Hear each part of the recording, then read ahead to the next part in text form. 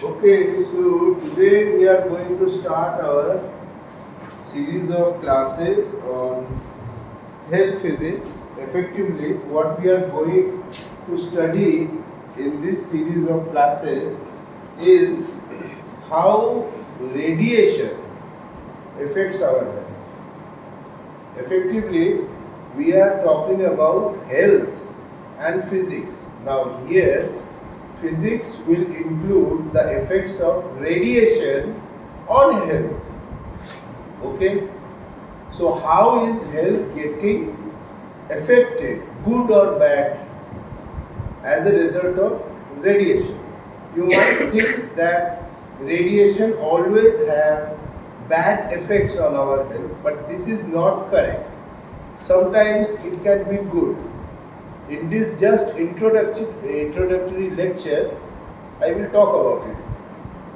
Scenarios when radiation can be good as well. Okay, so basically first we will talk about radiation dosimetry.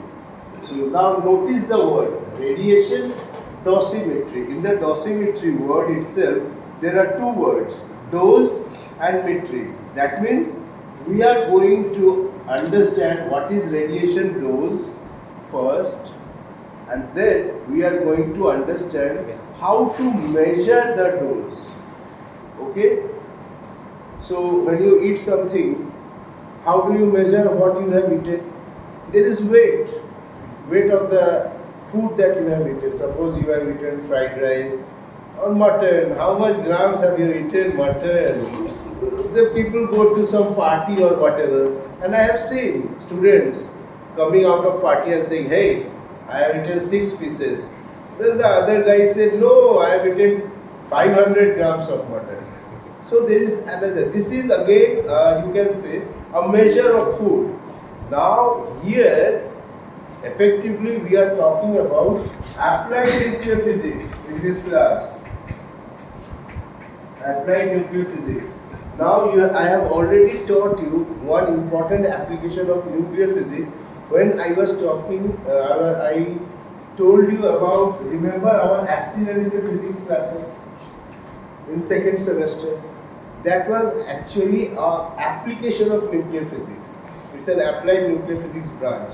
Again, it's a separate branch as well, but nuclear physics is very much applied over there. Another is your reactor physics. Reactor physics. Okay. Another is this one. And then let's not talk about nuclear bombs and all that. Of course, that's also an application. Of course, we are not going to talk about it. Now, so this is what we are going to talk about, application of nuclear physics. And this time, biology will come into play. That means physics and biology, we will talk about both of them together.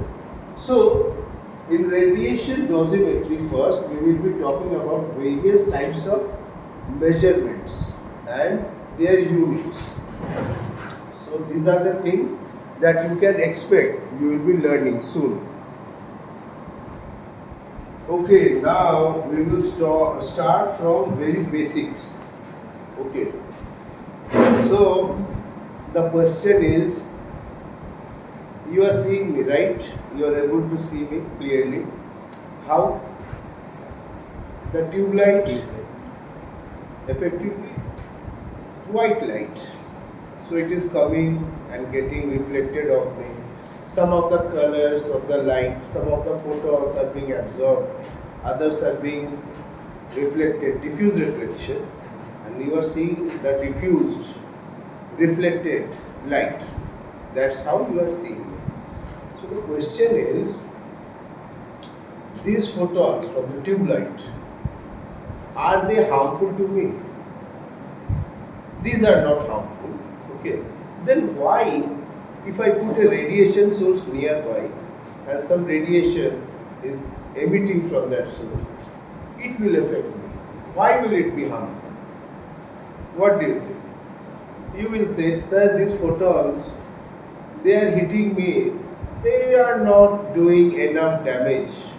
Next I will ask you, what damage? You will say, okay, let's be more specific. they are not doing damage to my cells. Okay, this is how we talk about in biology. Now, what is damage to the cells? Let us be more specific. To understand this, you have to know when the photons are getting hit by the atom. I am not talking about cell.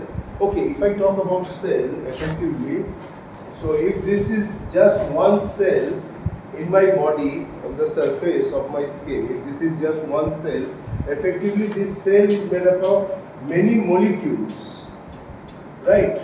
Many molecules together. Now I am just talking about a single cell on the surface on my skin, effectively, on my skin. Now these photons are coming and hitting the molecules, they are getting absorbed. So what is happening as a result? See, the molecules, they will absorb the energy because some of the photons they are absorbing, so their vibrational motion will increase overall. That's it, nothing else. But this is always, if I hit my skin like this, again I am giving it more and more vibrational energy, something like this. So this is within the acceptable region. Now suppose a truck comes and hits me, I am gone. That's a different type of hit. Okay. So there is no problem with this. The cell molecules can easily eat away this much photons. No problem with that.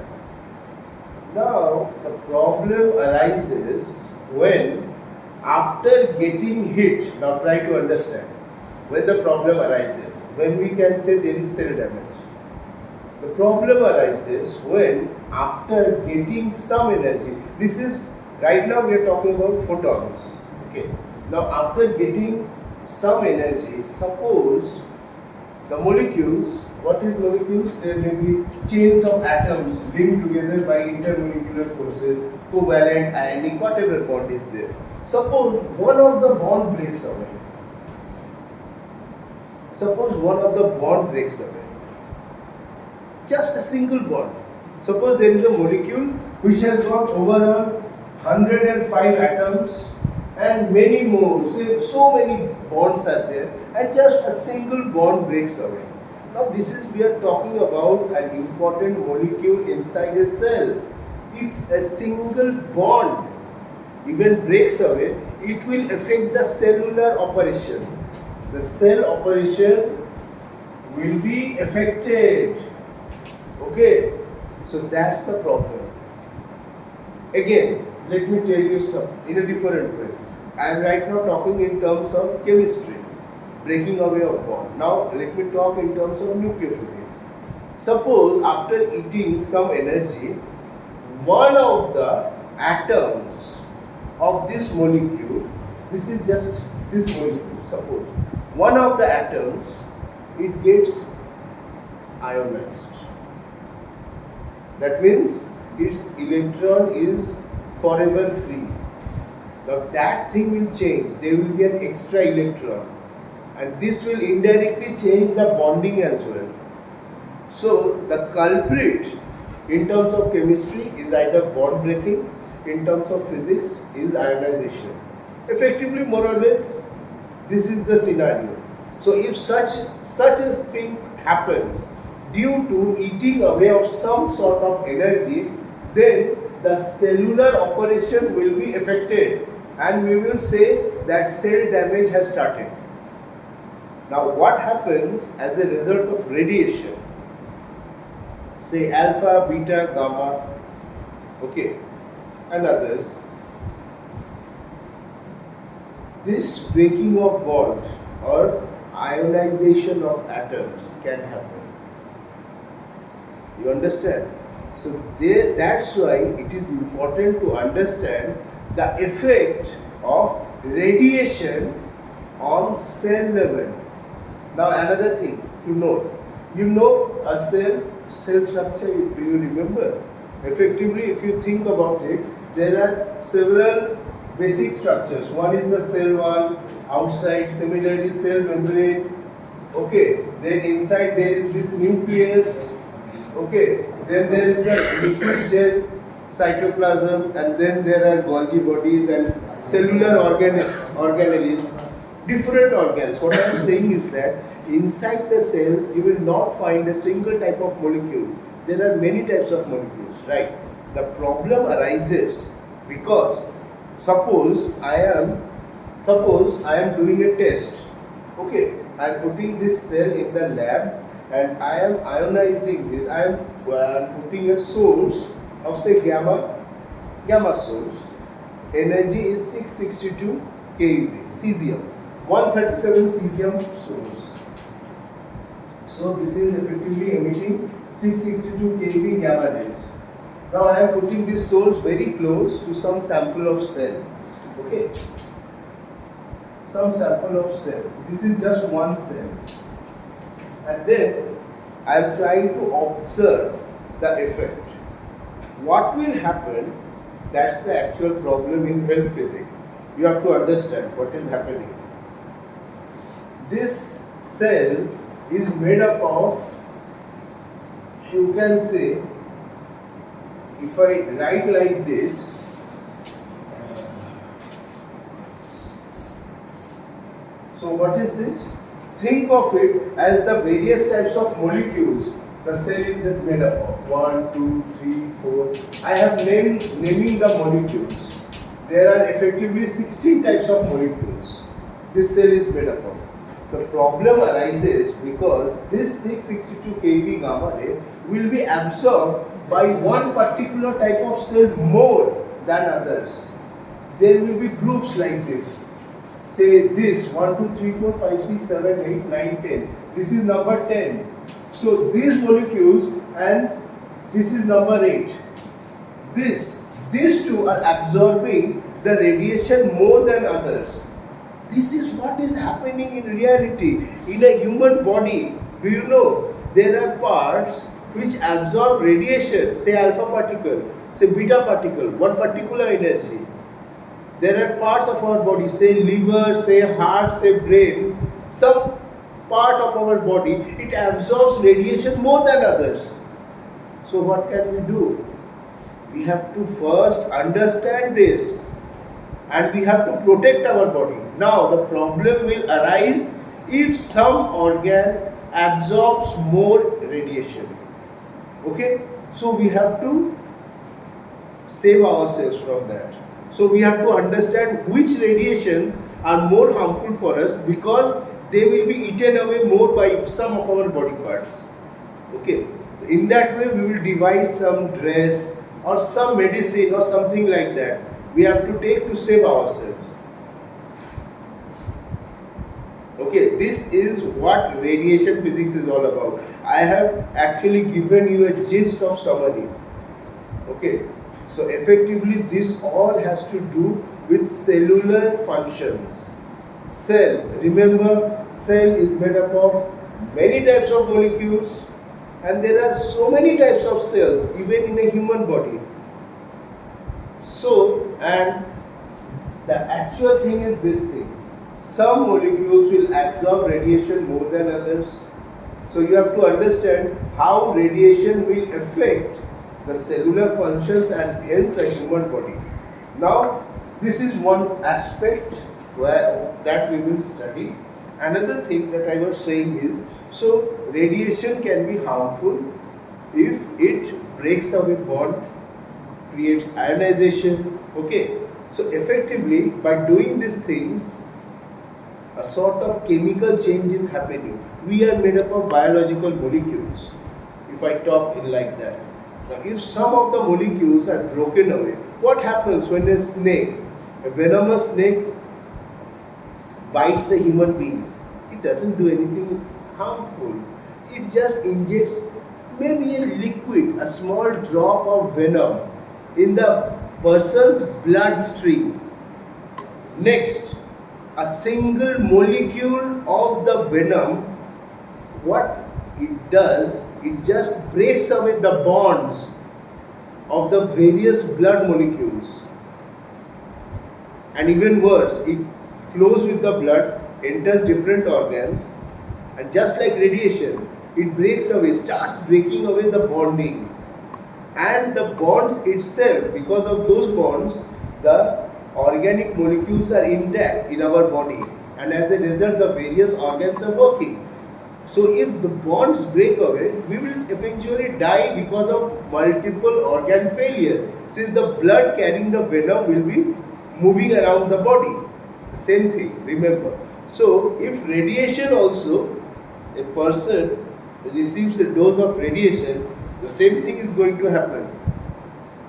It's a very dangerous sort of situation. So we have to learn. Now, there can also be situation where radiation can be useful. Can you tell me how? You see, these cells that I have been talking about, these are good cells. They are letting me talk to you, letting me take the classroom. So I am happy. They are good cells. Now there can be bad cells as well. Say for example, cancer cells.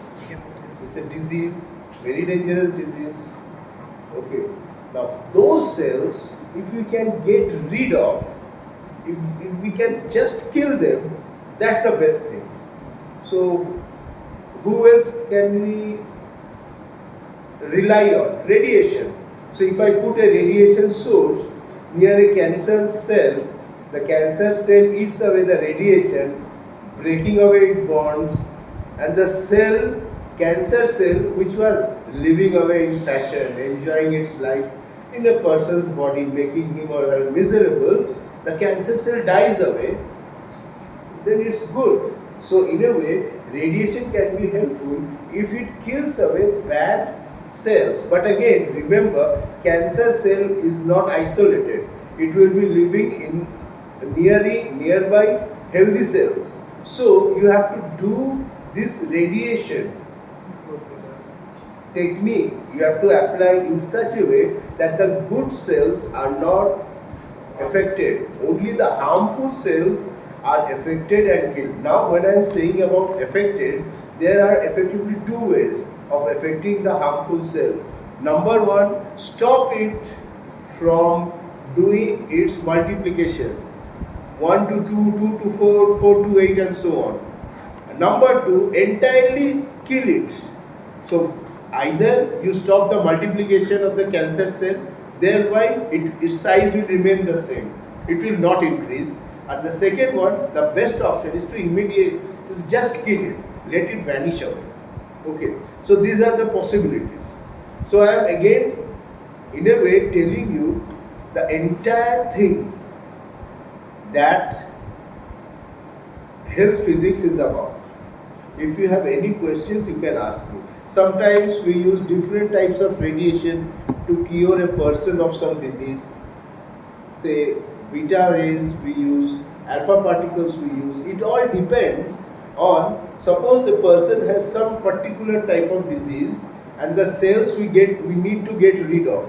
But we know from our study that those bad cells eat away alpha particles of 3 MeV energy very nicely. It's like their biryani. So let's give them their biryani. Let's give them 3 MeV alpha particles. Now if you will give them fried rice and chili chicken and all that, they will not eat away like that. So instead of 3 MeV alpha particles, if you give them 3 MeV beta particles, it will not work. It will not be as much effective. So you are trying to get my point.